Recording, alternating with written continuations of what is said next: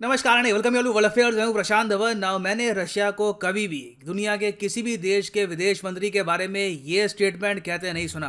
Recently Russia के विदेश मंत्री ने ओपनली ये कह दिया कि भारत के जो विदेश मंत्री हैं डॉक्टर एस जयशंकर, ये एक सच्चे देशभक्त हैं। He is a true patriot. यहाँ पर आप देख पाओगे आर्टिकल है, Jaishankar is a real patriot says Russian foreign minister on India standing it's ground on foreign policy.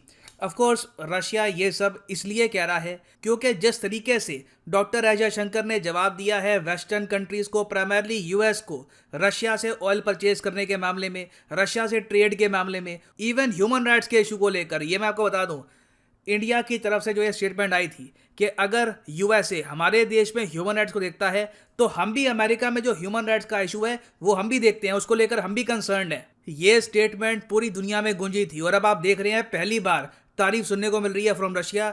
अभी कोई बड़ी बात नहीं है, धीरे धीरे और भी कंट्रीज यहाँ पर इस बात को एक्नॉलेज करे कि इवन दो इंडिया के बहुत अच्छे रिलेशंस हैं विद यूएस, इसका मतलब ये नहीं है कि हम उनसे दुश्मनी मोड़ ले रहे हैं, मगर बहुत अच्छे रिलेशंस होने के बावजूद इंडिया इक्वालिटी चाहता है अपने रिलेशंस में। और इसलिए रशिया की तरफ से ये स्टेटमेंट आई है कि doctor S Jaishankar is a true patriot. उसके अलावा इन्होंने यहाँ पर यह भी ऐड किया कि जिस तरीके से इंडिया ने इस समय भी लगातार रशिया से ऑयल परचेज किया है और इंडिया भी ग्रोसरीज के लिए आइटम्स भेज रहा है रशिया में, राइस एक्सपोर्ट कर रहा है, चाय, वेरियस कमोडिटीज एक्सपोर्ट कर रहा है रशिया को, और साथ ही साथ रशिया के लिए एक नया पेमेंट सिस्टम भी डेवलप कर रहा है जिससे आराम से दोनों कंट्रीज ट्रेड कर पाए।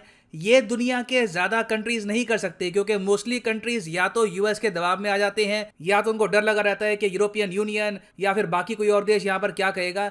इंडिया जेन्युइनली यहाँ पर न्यूट्रल रहा है। और मैं यहाँ पे आपको ये बता दूं, मैंने एक्चुअली पिछले एक हफ्ते में ये बुक काफ़ी हद तक पढ़ ली है, the India way by India's foreign minister doctor S Jaishankar. मैं एक्चुअली कुछ हफ्ते पहले हिस्ट्री से रिलेटेड बहुत सारी किताबें पढ़ रहा था, मगर बीच में मेरे बहुत सारे स्टूडेंट्स ने मुझे ये किताब दी और एक बार को मेरे पास 6-7 कॉपीज इकट्ठी हो गई थी। मुझे जेन्युइनली लगा कि अब पढ़ लेनी चाहिए ये बुक, एंड मैं ये कहूँगा this book is an eye opener. इस बुक में डॉक्टर एस जयशंकर ने बताया है कि इंडिया किस तरीके से अपनी फॉरेन पॉलिसी को आगे बढ़ाता है। हम लोग यूएस की तरफ या फिर रशिया की तरफ या फिर किसी और पावर की तरफ नहीं देखते। We have our own way, we will do things the India way. और एक बात यहाँ पर मुझे ये भी ऐड करनी पड़ेगी कि डॉक्टर एस जयशंकर रशियन भी बोल लेते हैं। जी हाँ, आप अगर इनका डिप्लोमेटिक करियर देखें तो इन्होंने एक्चुअली आईएफएस जो है इंडियन फॉरेन सर्विस को ज्वाइन किया था 1977 में। उसके बाद इन्होंने इंडिया को रिप्रेजेंट किया है दुनिया भर के देशों में। इनकी wife by the way Japan से है। यहाँ पर आप देख पाओगे एक बहुत ही यंग डॉक्टर एस जयशंकर। और आईएफएस ज्वाइन करने के तुरंत बाद इनको एक्चुअली पोस्टिंग मिली थी यूएसएसआर में। उस वक्त रशियन फेडरेशन ही बना था, उस वक्त यूएसएसआर ही था। तो डॉक्टर एस जयशंकर ने वहाँ पे काम किया, रशियन सीखी।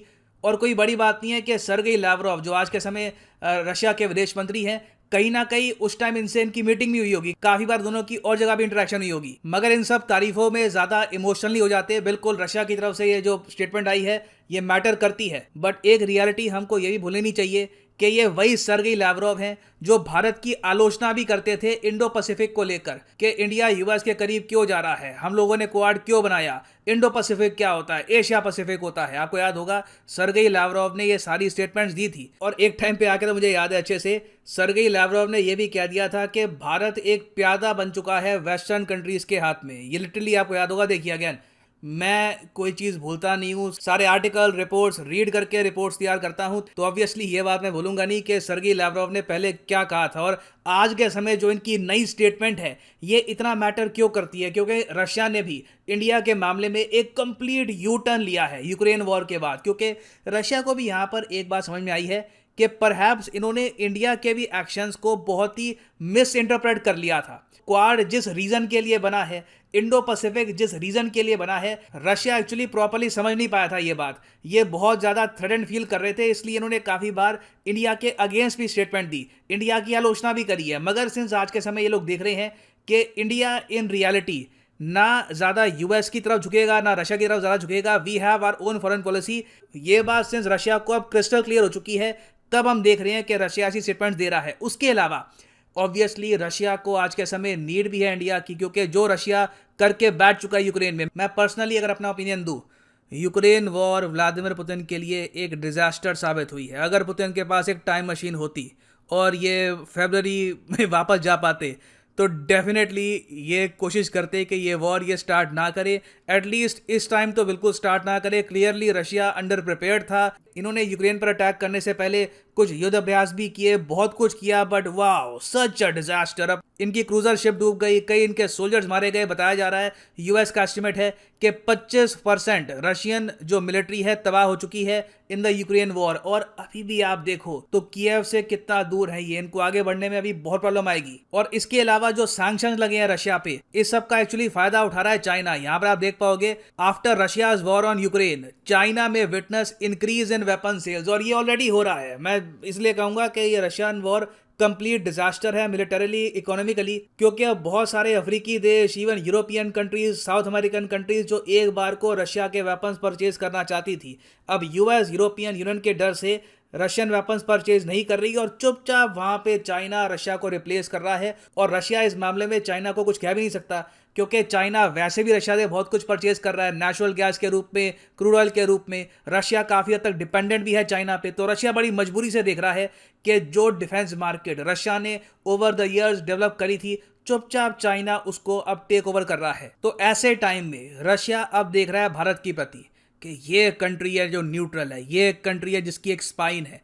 कोई बड़ी बात नहीं है कि इन द फ्यूचर, अभी तो नहीं, डेफिनेटली कुछ महीने बाद इंडिया के साथ एक बिग टिकट डिफेंस आइटम की सेल ये कर सकते हैं, जिससे इनकी इकोनॉमी को कुछ सपोर्ट मिलेगा। रशिया ने अब ये कहना स्टार्ट कर दिया है, we can give any weapon to India it wants, जो वेपन आप बोलोगे। क्योंकि देखिए, India in the future 130 billion US dollars खर्चने वाला है डिफेंस आइटम्स को परचेज करने में। ऑफ कोर्स इसमें से बहुत सी आइटम्स हम कोशिश करेंगे कि इंडियन कंपनी से ही हम प्रोक्योर करें, मगर कई चीज़ें हैं जो हमको इवेंचुअली बाहर के देशों से ही चाहिए होगी। फॉर एग्जांपल न्यूक्लियर सबमरीन्स हैं, न्यूक्लियर अटैक सबमरीन्स हैं, उसके अलावा ड्रोन्स हैं, बहुत सारा डिफेंस इक्विपमेंट है जो हमको परचेज करना होगा। तो रशिया अभी भी यहाँ पर उम्मीद ये लगा के बैठा हुआ है कि इंडिया कहीं ना कहीं एक बड़ी डिफेंस परचेज करेगा फ्रॉम रशिया। नाउ ये डील्स हम करते हैं नहीं करते वो देखना होगा, बट अभी के लिए मैं आपको दिखाना चाहता हूँ, इस वीडियो बनाने का जो मेन पर्पस था वो ये था कि कहाँ एक टाइम पर रशिया कहता था कि इंडिया एक प्यादा बन चुका है। आज के समय इंडिया की न्यूट्रलिटी, इंडिया की इंडिपेंडेंट फॉरेन पॉलिसी की बढ़ चढ़ के तारीफ कर रहा है, और हमारे विदेश मंत्री को भी कह रहा है कि he is a true patriot. Now finally यहाँ पे मैं आपसे एक क्वेश्चन ही पूछूंगा। क्वेश्चन यहाँ पर यह है कि चाइना ने रिसेंटली एक सिक्योरिटी पैक्ट साइन कर लिया है एक साउथ पैसिफिक कंट्री के साथ। इस टॉपिक पर बाय द वे मैं एक अलग से वीडियो भी लेके आऊंगा, मगर यहाँ पे मैं आपसे बस पूछ रहा हूँ कि ये टॉपिक सिंस न्यूज़ में है, आपको बताना है कि रिसेंटली चाइना ने किस साउथ पैसिफिक कंट्री के साथ एक सिक्योरिटी पैक्ट साइन कर लिया है। ये है यहाँ पे आपकी option, Papua New Guinea, Nauru, Solomon islands या फिर न्यूजीलैंड। कमेंट सेक्शन में करिए उत्तर। सही आंसर मैं आपको दूंगा नहीं, जो लोग सही आंसर करेंगे उनकी जो कमेंट है उनको मैं हार्ड कर दूंगा, ताकि बाकी लोग भी समझ पाएं कि सही आंसर क्या है। और फाइनली यहाँ पर मैं ये भी ऐड कर दूं कि अगर आप लाइफ में एक बार प्रॉपरली यूपीएससी एग्जाम की प्रिपरेशन करना चाहते हैं तो कमेंट सेक्शन में जाओ, यहाँ पे आपको मिलेगा लिंक, इस लिंक पे करो क्लिक, और यहाँ पे आप परचेज कर पाओगे अनअकैडमी का स्पेशल कोर्स, जिसमें आज के समय चल रहा है एक बहुत ही यूनिक ऑफर। अगर आप अनअकैडमी का कोर्स परचेज करते हैं, प्रॉपरली कोर्स को फॉलो करते हैं, सारे टेस्ट अटेम्प्ट करते हैं, क्लासेस सारी आप देखते हैं, और तब भी अगर आपका यूपीएससी एग्जाम क्रैक नहीं होता तो 1 साल के लिए ऑटोमेटिकली आपका कोर्स हो जाएगा एक्सटेंड। तो जो 24 महीने का कोर्स है ये बन जाएगा ऑटोमेटिकली 36 महीने का कोर्स, अगर आपका यूपीएससी एग्जाम क्रैक नहीं होता, even after properly following the course. ना उसके ऊपर भी मैं ये ऐड कर दूं कि अगर आप ये कोर्सेज परचेज करना चाहते हैं तो जो प्राइसेस यहाँ पर लिखे हैं, you do not have to pay them, simply यहाँ पर कोड यूज करो PD10 and the prices will start following. So use the code PD10 and save money. So इसी नोट के साथ ये है वीडियो का अंत। Thank you for listening and as always God bless you all.